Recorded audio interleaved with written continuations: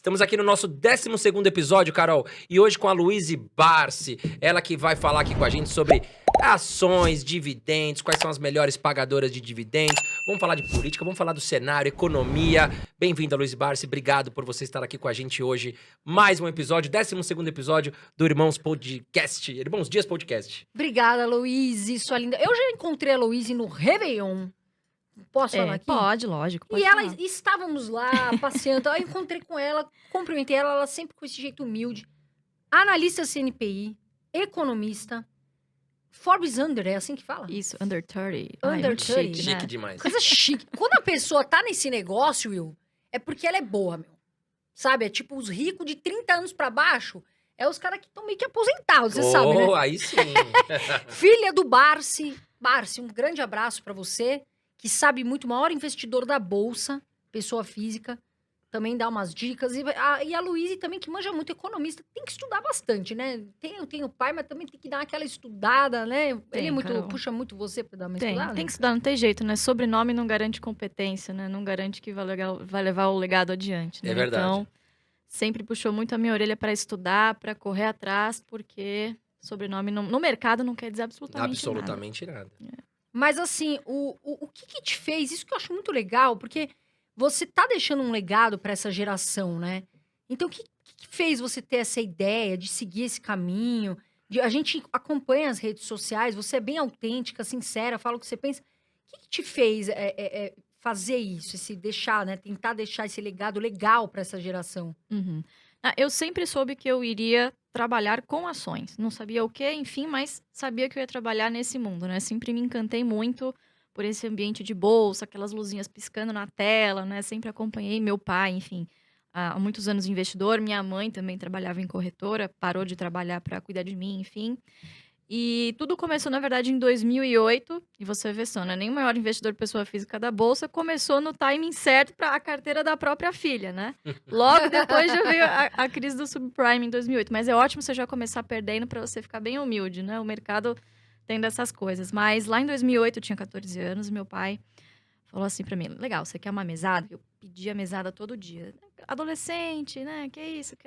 Só pede, Sim. só quer consumir. É iPhone, é não sei o quê. Essa geração aí tá demais. Eu lembro que na época era o Nike Shots. Nossa, era o tênis da moda. Eu queria muito, enfim. E aí meu pai virou e falou: bom, seguinte, você vai ter uma mesada, mas quem vai pagar não vou ser eu. Eu vou te dar aqui uma carteira de ações da Ultrapar. Me deu lá X ações da Ultrapar.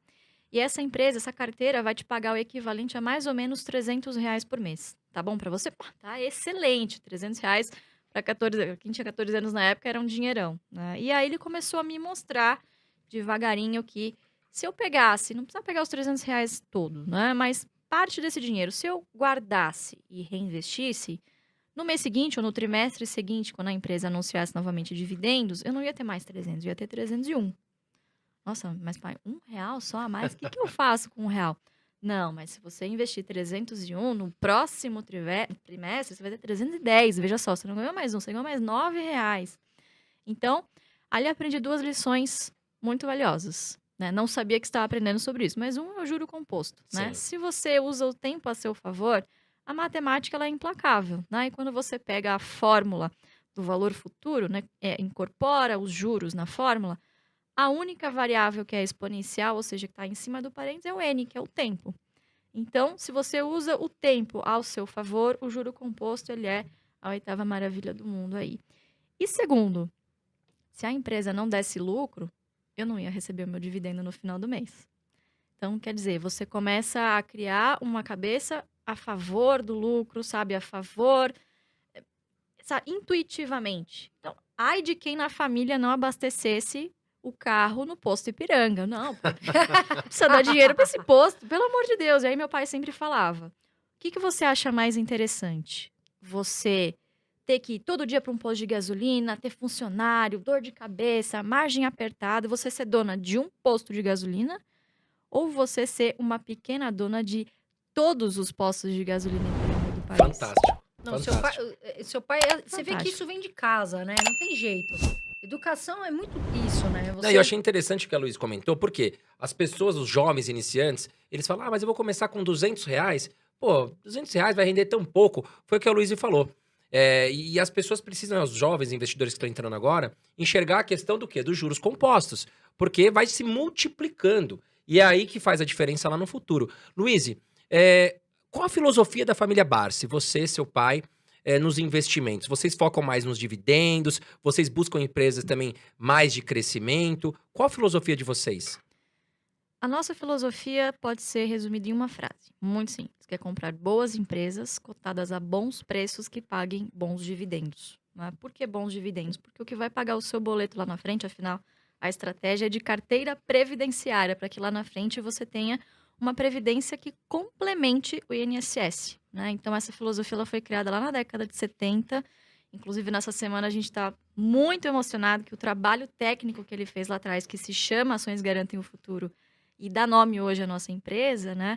Foi reconhecido pelo Ministério da Cultura, na Biblioteca Nacional. Então, é realmente um patrimônio cultural, né, do nosso país.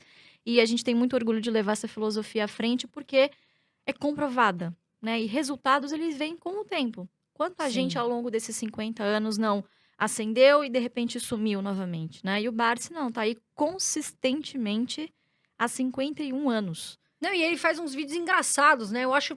Ele Barsi, é muito bonzinho, é um velhinho. Não, ele é muito... bonitinho. Olha, Barsi, se você quiser me adotar, pode me adotar. Tá tudo certo. Porque sempre é bom, coração de pai cabe sempre mais uma. É Viu? verdade. Mas assim, o que eu acho? Que eu vejo muito vocês falarem sobre uma estratégia de dividendos. Você é focada nessa estratégia, ou seja, carteira de dividendos, ou não? Você tem aquelas ações, por exemplo, que você fala, não, essa aqui eu acho que pode ter um crescimento, ou não? Sua estratégia é mais só dividendos? Existe um estigma de que empresa que paga dividendo não cresce. Isso não é uma verdade. Obviamente que existem empresas que não pagarão dividendos. E aqui existem dois tipos de empresas que não pagam dividendos. As que não podem, e essa você deve fugir, e as que não querem. Essas a gente tem na carteira, porque um dia pode ser que ela venha a pagar. O que é muito interessante no Brasil é que a gente tem muito poucas corporations, ou seja, muito poucas empresas que não têm controle definido. Né? Então, boa parte das empresas, boa parte dos acionistas controladores acabam fazendo questão da distribuição de algum tipo de provento justamente para rentabilizar o seu próprio investimento. Né? Então, acho que hoje é uma grande diferença de você investir aqui no país. E esse foco muito grande em dividendo, lembrando que não é o dividendo a qualquer custo.